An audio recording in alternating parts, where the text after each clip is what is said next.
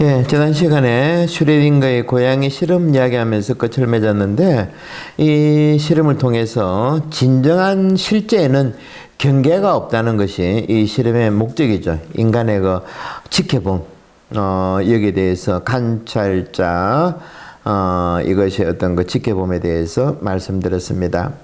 그리고 예수님의 몸만 보더라도 여러분 어떻습니까? 경계가 없죠. 완전한 하느님이면서 완전한 인간입니다. 완전한 인간의 몸이죠. 마치 태극의 음량처럼 당신 몸에서 진정한 합의를 보여줍니다. 그리고 우리는 이 합의로 들어가는 것이 신앙생활의 목적이 되어야 된다는 겁니다. 그렇지 않고 우리가 예수님을 저 멀리 하늘 위에나 성전의 십자가에 모셔놓고 예수님께 두 손 모아 삭삭 비는 것은 신앙생활에서 많이 좀 떨어진다고 봐야 되겠죠. 왜? 요한복음 15장에 나는 너희를 종이 아니라 벗이라 부르겠다. 이 말씀을 생각해 보면 그죠? 우리는 마음이라는 공부를 시작하면서 내 몸으로 돌아왔고, 그리고 내 세포, 분자, 원자, 양자까지 내려가가지고 우주 만물의 본래적인 모습을 알아보겠습니다. 태극 문양이 음양에 조화라고 했습니다. 그러면서 이것이 얽혀 있다고 말씀드렸죠. 그리고 복음에서 부활하신 예수님을 만나고 손가락으로 예수님의 옆구리를 넣어봐야 믿겠다는 도마처럼 우리도 양자의 얽힘 현상을 이 세상이 본래 하나라는 것이다라는 것을 지금 우리는 알아보겠습니다. 재미있는 것은 죽음과 부활의 신비도 예수님의 몸 안에 얽혀 있습니다. 예수님의 세례도 다름 아닌 얽힘이라고 볼 수가 있겠죠. 하느님과 인간의 얽힘을 기념하는 것이 세례의 가르침입니다. 그리고 기도의 효과도 양자역학적으로 설명이 가능하다고 말씀드렸습니다. 그리고 2015년에 이런 실험을 했답니다. 전자가 어떻게 서로에게 영향을 미치는지 이 얽힘 현상을 알고 싶어가지고 존 스토트 벨이라는 사람이 대학 캠퍼스 내부에 1.3km, 1300m 떨어진 곳에서 두 개의 다이아몬드 전자를 놓아두고 스핀을 시켰답니다. 회전을 시켜보니 각각이 서로 다른 방향에서 태극 문양처럼 회전하는 것을 입증했습니다. 놀라운 실험의 결과죠, 그죠? 1.3km 떨어졌는데 다이아몬드 전자를 스핀시키니까 반대에서도 똑같은 현상이 일어나더랍니다. 마치 텔레파시처럼 한 대상에서 일어나는 일이 다른 대상에도 영향을 미친다는 거죠.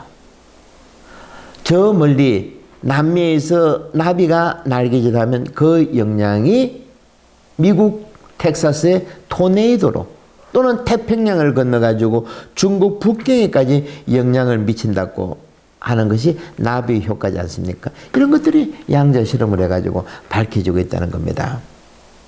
그러면 이것이 우주의 다른 곳에서도 존재가 가능하다는 이야기가 나오죠. 이게 뭡니까? 평행이론이죠, 그죠?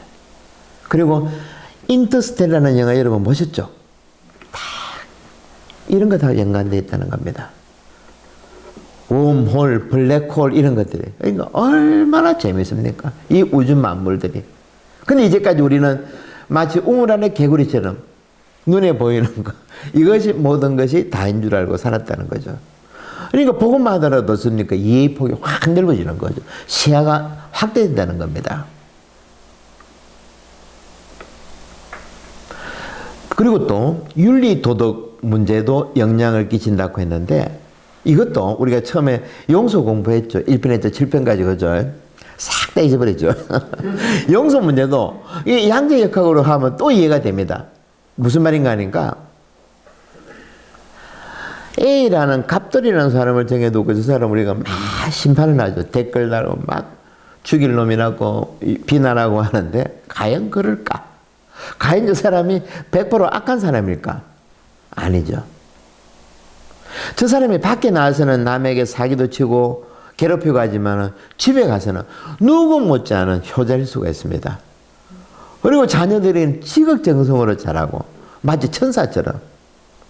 이 때문에 예수님께서 제 아들에게 너희들 함부로 판단하지 마라.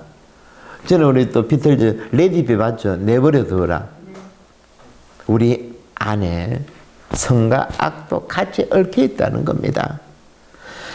이제까지 우리가 몰라서 사람들을 함부로 판단하고 처단했다면 이제부터라도 서로 칭찬해주고 서로 기다려주면서 호모수마돌의 공동체로 만들어 나가야 된다는 겁니다.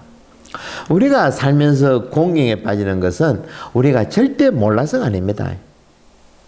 무엇을 확실히 안다라는 착각 때문에 우리 공동체가 시끄럽고 집안이 시끄럽고 나라가 시끄럽다는 겁니다. 이것이 가장 무서운 거죠. 우리는 모든 것에 대해서 모른다는 것을 인정해야 됩니다. 선무당에 대해서는 안 되겠죠. 선무당이 만다고 사람 잡습니다. 선무당에 대해서는 안 되겠죠. 그러니까 우리가 세상 살면서 이것저것 따지기보다는 그러려니 하면서 살라고 하지 않습니까? 그리고 천산병 시인의 말대로 소풍 나온 것처럼 홀홀 털면서 살아가는 겁니다. 제가 언젠가 어느 병원에 약을 타러 간다고 있었는데 그 의사 선생님 머리 위에 보니까 뭐가 액자가 있는데 뭐라 써 있는가 하니까 매는 조는 듯 앉아있고 범은 병든 듯 걷는다. 참으로 기가 막힌 내용이다라고 생각했습니다. 그래서 저는 속으로 그 밑에다가 하나 더 적었으면 좋겠는데 그러면 사람은 어떻게 해야 되겠습니까? 그죠? 사람은 잘 놀아야 된다는 거죠. 잘 놀아야 됩니다. 매는 하늘의 매를 한번 보십시오. 높은 데서 날죠. 그네들은 어떤가 하면 날개를 독수리나 매는 착 펼치면 어떻습니까? 날개짓 잘 안 합니다. 바람을 탄다 그러죠. 제가 바람을 안 타서 모르지만은 참 안 부럽습니까? 매가 날아다니는 거 보면 넓은 날개를 펴가지고 자기 힘은 별로 안 씁니다. 이런 매니까 가지야만 앉아가지고 졸아도 됩니다. 왜? 지보다 더 무서운 놈이 없으니까. 그리고 호랑이는 또 어떻습니까? 얼마나 대단합니까? 여러분 호랑이 발톱 안 봤습니까? 엄청납니다. 그러니까 이놈은 병든 듯 어기적 하면서 그냥 뼈가 그냥 탈골되듯이 걷죠, 그죠? 그러면 사람은 어떻게 되는가? 일 많이 해라? 아니죠. 놀아라. 사람은. 아둥바둥 목숨 바쳐 살 것이 아니라는 겁니다. 그래서 누군가 말하죠. 하마터면 열심히 살 뻔. 우리들은 이렇게 돼서는 안 된다는 겁니다. 그리고 고려의 나홍 선사의 시도 청사는 나를 보고 말없이 살라 하고 창경은 나를 보고 티없이 살라 하네. 탐욕도 벗어놓고 성냄도 벗어놓고 물같이 바람같이 살다가 가라 하네. 참 더 이상 뭐 해설이 필요가 없죠, 그죠? 더구나 태극 문양을 국기로 삼는 우리 한민족들은 이제 달라져야 됩니다. 아둥바둥해서는 안 됩니다. 이제는 우리 새마을운동 잊어버려야 됩니다. 새벽전 왜 새벽에 일어나? 좀 잠 오면 늦게 자도 좀 늦게 일어나도 됩니다. 옛날이니까 전쟁 끝났으니까 우리가 새벽종이 올리면 일어났는데 이제는 좀 태극기 그 생각하면서 지금 돈이 안 벌리면 내년에는 많이 벌리겠지. 지금 내 자식이 속삭이면 내년에는 철들겠지. 이런 식으로 조금 지켜보면서 태극 문양처럼 감싸 안고 물같이 바람같이 살도록 해야 된다는 것입니다. 한국 불교를 세계에 알린 숭산 스님이라고 있습니다. 이분의 제자가 파란 눈의 스님이라고 우리 몇 년 전에 알려진 현각 스님인데 하버드 대학을 나오고 그런 천재적인 학자인데 숭산 스님한테 반해가지고 이야기 들으니까 숭산 스님이 영어도 잘 못했다고 합니다.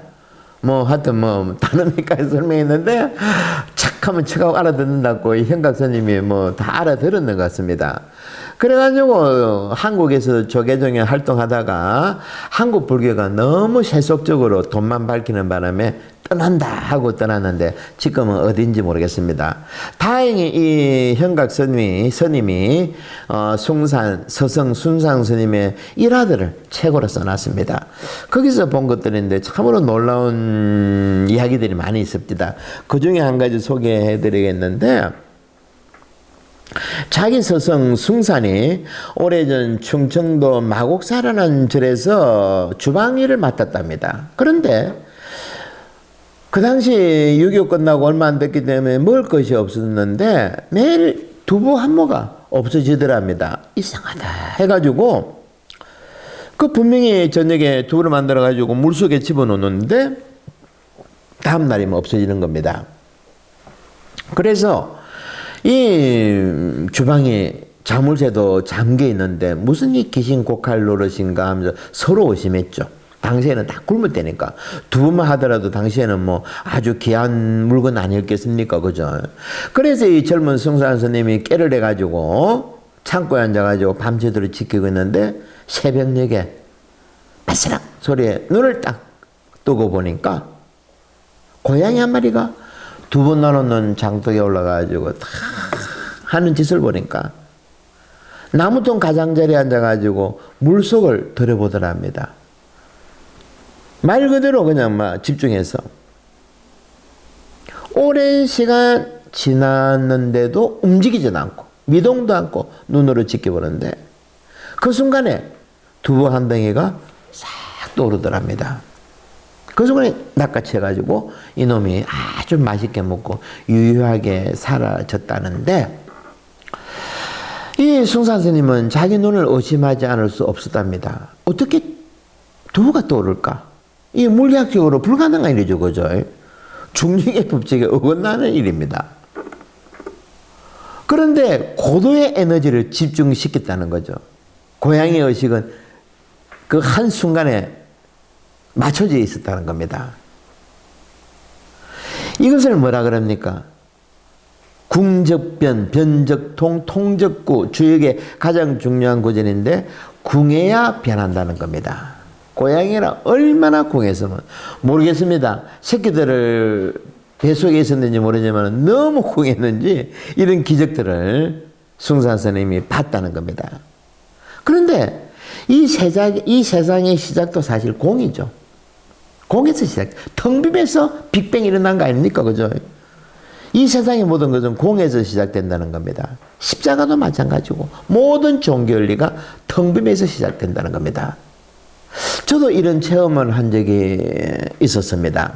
제가 초등학교 때 송정에서 몇 년 살았는데 그때 우리 집은 송정의 외딴 곳이었습니다.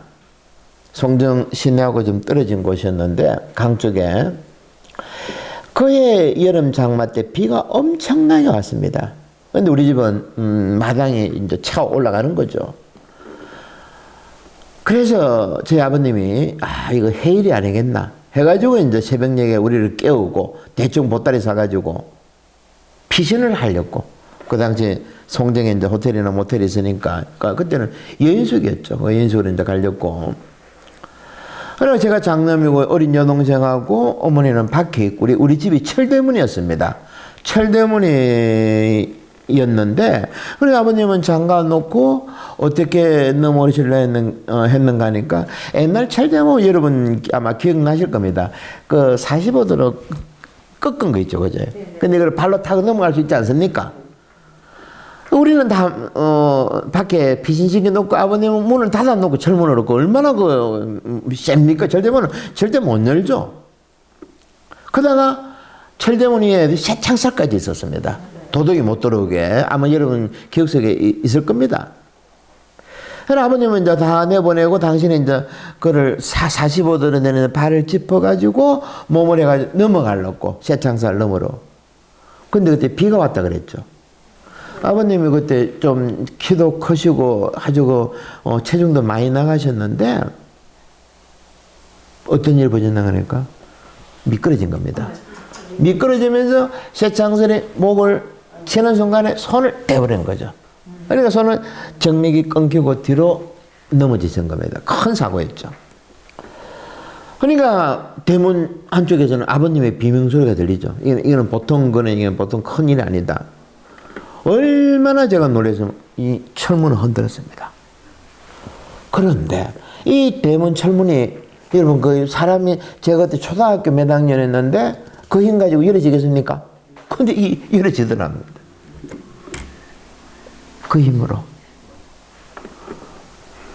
그래, 아버님은 이제 피를, 뭐, 이거는 그냥 피가 아니죠. 그냥 사정없이 흘리고. 그때 또 송정시내까지 택시를 제가 이제, 잡으러 가는데 얼마나 빨리 뛰어서 택시를 불러가지고 병원 가니까, 그러니까 뭐, 이 동맥을 다행히 스쳐가지고 정맥 끊겨가지고, 그 다음까지 아버님은 오른쪽 쪽을 뭐, 쓰시고 하는 많이 좀 불편하셨는데, 커다란 쇠망치를 쳐도 열리지 않는 대문이 왜 열렸겠는가? 그죠? 숭산 스님이 이야기했던 고양이처럼 저도 너무 궁했다는 거죠. 아마 여러분들 그런 경험이 있을 겁니다. 살아오면서. 네, 맞아요. 다 있을 겁니다. 것들. 이것이 궁적변, 변적통, 통적구라는 겁니다. 궁하면 변한다. 궁하면 열린다는 거죠. 그리고 변하면 통한다. 변화된 사람이 말이 통합니다. 통하면 오래 갑니다. 오래 갑니다. 우리의 기도가 하느님께 받아들이지 않는 이유는 너무나 간단합니다. 우리가 궁하지 않기 때문에. 그렇지 않습니까? 다 짊어지고 더 달라는데 하나님이 주겠습니까? 어디 줘? 줄 때가 그릇이, 빈 그릇이 이제 주지. 세상의 이치가 이러합니다. 세상이 변할 때는 반드시 궁함에서 시작됩니다. 한여름의 무더위와 가뭄은 언제까지 계속되지 않죠. 한 사람의 고통도 바닥이 있다는 겁니다. 주역 사상은 이런 점을 미리 예고해 줘가지고 삶을 포기하지 말고 한 줄기 빛으로 희망을 주는 것이죠. 때문에 예수님께서도 뭐랬었습니까? 꼴찌가 첫째가 된다. 얼마나 힘내는 이야기입니까? 그죠? 이 세상에 보면 뭐 꼴찌가 첫째 되는 거 어디 있습니까? 잘난 놈이 계속 잘나지. 하지만 세상에서는 길게 보면, 그래서 우리 보고 절대 포기하지 마라. 그리고 무엇보다도 교만하지 말라는 겁니다. 쓸데없는 거 가지고 또 우리 안을 채우지 말라는 거죠. 마음을. 그리고 또 복음에서 보십시오. 예수님께서 기적을 베푸실 때 그 대상자들 보셨습니까? 다 궁한 사람들이었습니다. 지질에도 궁한 사람들. 하느님 없이는 어찌할 수 없는 사람들. 나한 자들 거죠. 세리들, 창녀들. 궁함에서, 텅 비면서 모든 것들이 이루어진다는 겁니다.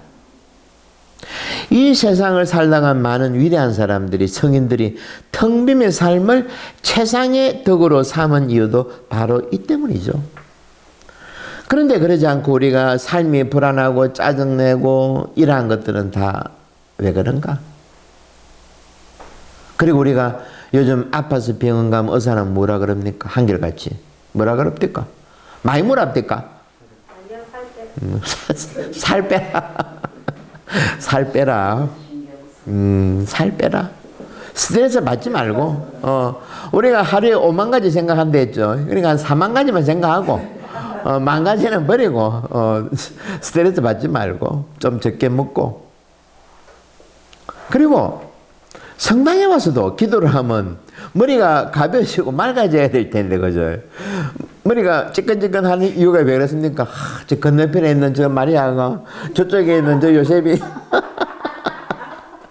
비오러 와야 되는데, 오늘따라 저 친구 성가 목소리가 너무 거슬리네.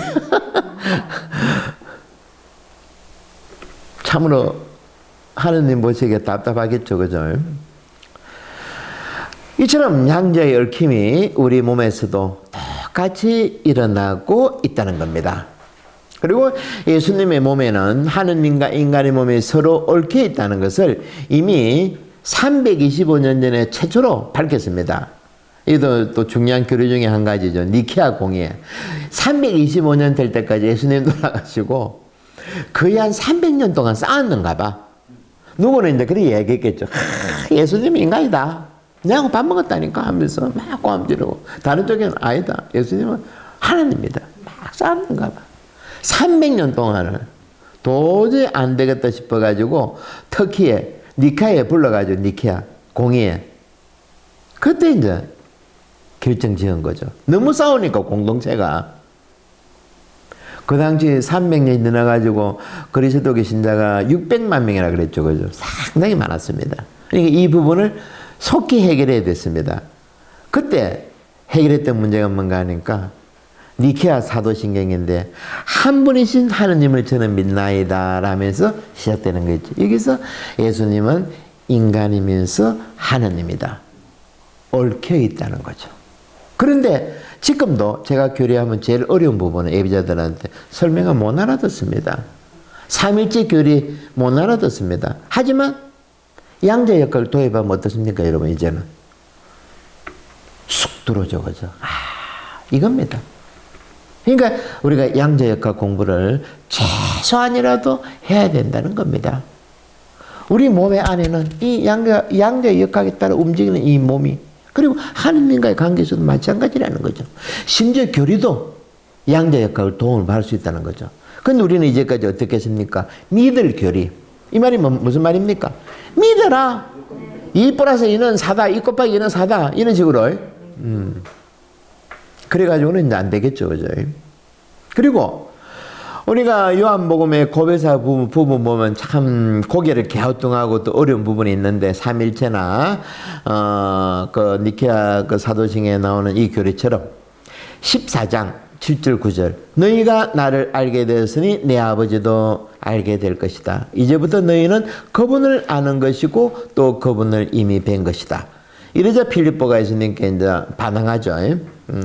근데 예수님 화가 나셔가지고 에야 필립보야 너는 나하고 그렇게 지냈는데도 알아듣지 못하느냐 하는 것이 14장인데 이런 부분들도 이제 이해가 되는 거죠.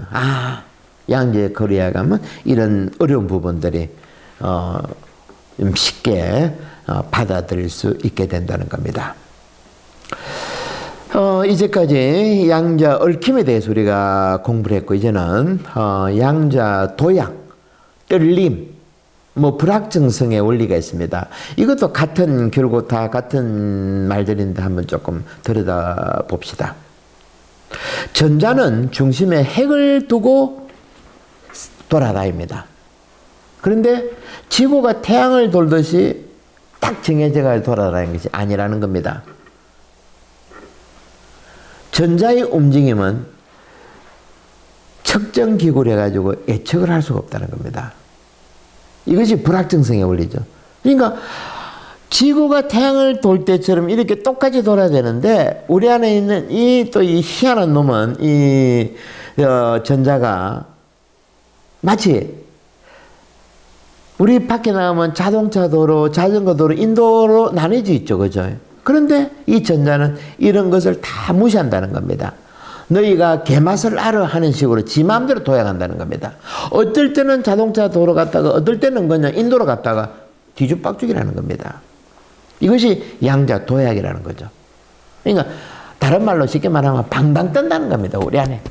방방 뜬다는 겁니다. 그래서 제가 언젠가 한번 말씀드린 게 있는데 우리가 젊은 애들이 또 여러분들 그 어린애들 보면 3살, 4살 된 애들이 방방 뜨죠. 그죠? 왜? 안에 전자가 있으니까. 우리는 이제 늙어가니까. 약해지니까 많이 못 됩니다. 우리는. 그러니까 어린애들은 양자의 더 받기도 당연히 에너지를. 그 때문에 클럽에도 가고 엊그저께도 TV 난리 나더만은 근데 거기 가만히 못 있습니다. 방방 뜹니다. 거기. 우리도 옛날에 막춤 안 췄습니까? 막춤이 뭡니까? 양자의 떨림 현상이라, 그게. 그런데, 이런 우리 몸뿐만 아니고 양자 도야라는 것은 우리 세상 이치에 다 들어있습니다. 말 못하는 아이가 어느 날 말문이 트이죠, 그죠? 요 땅 해가지고 어느 때 되지 않죠, 그죠? 어느 날 애들 말을 그냥 주, 동사, 형용사 넣고 쭉 안 합니까? 깜짝 놀래죠. 그리고 탁구나 수영 배울 때도 어떻습니까? 수영 배울 때도 치지리도 안 돼가지고 캑캑거리다가 숨이 안 돼가지고 어느 날 보면 몸이 싹 떠가지고 아주 그냥 뭐 백조처럼 아주 막. 그리고 또 물을 끓일 때도 보십시오. 언제가 내 끓는다 하고 끓습니까? 아니죠. 갑자기 그냥 막 버글버글 끓습니다. 군대 간 아들도 마찬가지고 저리 저놈 저거 철들겠나지만 군대 갔다 가지고 어머님 전상서 요즘에도 그렇게 편지 쓰나? 요즘에 전상서 하나 니글니글하죠. 내가 아가 없어서 모르겠지만 많이 바뀌죠, 그죠? 아마 좀 그럴 겁니다. 그리고 또 제가 캄보디아 옛날에 이제 그 애들 학교에 그 운동회 때 뭐 좀 이제 이래서 가면 그 팝콘 튀기 줬는데 팝콘 튀길 때 재밌었다. 뽀뽀뽀뽀 그래. 냄비 안에서 우두둑 우두둑 날립니다. 그리고 또 벚꽃 필 때 한번 보십시오. 태종대에 해운대 저 얼마나 눈만 돌리면 이것이 세상 이치라는 겁니다. 이것이 바로 양자의 세상이라는 겁니다. 그런데 우리는 어떻게 살았습니까? 통계, 숫자. 참으로 제가 제일 싫어하는 게 이런 거라는 겁니다. 숫자화 시키고 그래프화 시키고 통계시키고 내년에는 이랬으니까 올해는 이리 될. 이게 제가 언젠가 말씀드렸죠. 마귀들이 사용하는 수법이라고. 이거 집어쳐야 됩니다. 인간의 행복을 가장 방해하는 것이 그래프, 통계, 수학 공식들 이런 것들. 이런 것들을 가지고 우리를 달달 볶는 거죠. 이것은 정치가들이 사용하는 방법입니다. 우리를 겁주기 위해서. 심지어는 종교마저도 이런 그래프, 통계 이런 부분들에 치우치고 있는데 휘둘리고 있는데 절대 이 부분은 아니라는 거죠. 언제 뭐 예수님이 뭐 볼펜 다리고 다니면서 뭐 적어가면 됐습니까? 그죠? 마음이 가는 대로 척언지심. 애가 오물 빠지려고 하면 뛰쳐가는 거고 어디 뭐 거기 있어 머리로 적고 뭐 이런 거 없다는 거죠. 이처럼 예수님의 기적을 제대로 이해하기 위해서는 양자 역할을 알아야 된다는 겁니다. 우리가 지금 몇 가지 보지 못했습니까? 복음 설명이. 이해가 막 쉽죠, 그죠? 기적 이야기라는 것도. 참으로 이것이 바로 양자의 도약이고 예수님께서 베풀어 주신 기적하고 이 부분에서 맞물리고 있다는 겁니다. 그리고 우리가 전에 공부했던 호모스마돈도 사실 이제 어떻습니까? 양자 도약 이야기하니까 한참 더 쉽게 되죠. 호모스마돈이 뭐라고 했습니까? 제가 전에? 내 안에 뜨거운 열정인데 이런 것도 불같은 솟구쳐오르는 열정인데 이런 것들이 잘 성령으로 해서 잘 통제돼 가지고 하나로 만들 때 그죠? 통제 안 되는 것은 뭐 이제 클럽에 가고 춤추는 이런 거고 이런 것도 젊은 때는 하는 거고 이런 것들은 호모스마도는 우리가 절제하면서 내 안에 성령과 함께 마음의 어떤 그 집착에서 벗어나 가지고 불같이 만드는 것. 이럴 때 공동체가 살아난다는 거죠. 그죠? 초대교회 때 모습들. 근데 이런 부분들이 양자 역할하고도 같이 맞물려 있다는 거죠. 이러한 점을 예수님께서는 당시 사람들에게 또 어떻게 표현하시는가 하니까 씨 뿌리는 비유에서 어떻습니까? 30배, 60배, 100배 결실을 얻는다. 이게 팝콘 튀기는 거 아닙니까, 여러분? 벚꽃이 꽃필 때처럼 양자 도약이라는 겁니다. 다시 한번 말씀드리지만 하느님의 나라를 우리들의 보잘것없는 흑백으로만 시각과 생각으로만 함부로 판단해서는 안 된다는 겁니다. 마치 개미가 하늘을 날아가는 전부 비행기를 보면서 지식대로 이해하고 자기식대로 설명하고 가르치려고 해서는 곤란하다는 거죠. 그리고 또 양자도약이 예수님께서 어떻게 또 다른 면에서 표현했는가 하니까 겨자씨는 싹이 돋고 자라서 큰 나무가 되어 공중의 새들이 그 가지에 기다렸다. 제가 전에 말씀드렸죠. 겨자씨가 얼마나 작은가 하면 또 한번 봅시다. 하느님 나라는 무엇에 비길 수 있을까? 어떤 여자가 누룩을 밀가루 설말 속에 집어넣었더니 온 동이가 부풀 올랐다. 하느님 나라는 이와 같다. 또 있습니다. 5,000명을 먹이신 기적을 보십시오. 사람들은 모두 배불리 먹었다. 남은 빵 조각과 물고기를 주우니 12 강주리에 가득 찼다. 이렇게 복음 곳곳에는 이런 기적이 양자도약하고 맞물리면서 우리들을 말 그대로 이 세상을 참 재밌고 힘있게 살 수 있는 어떤 그런 복음, 말 그대로 복음이 뭡니까? 기쁜 소식이라는 거죠. 그런데 우리는 이제까지 복음을 양자역학식의 어떤 그런 도움을 못 받아가 어찌 생각했습니까? 복음을 고백선사가 봐야 되는 잣대로만 생각했죠. 그러다 보니까 젊은 애들은 다 교회를 뛰쳐나갔습니다.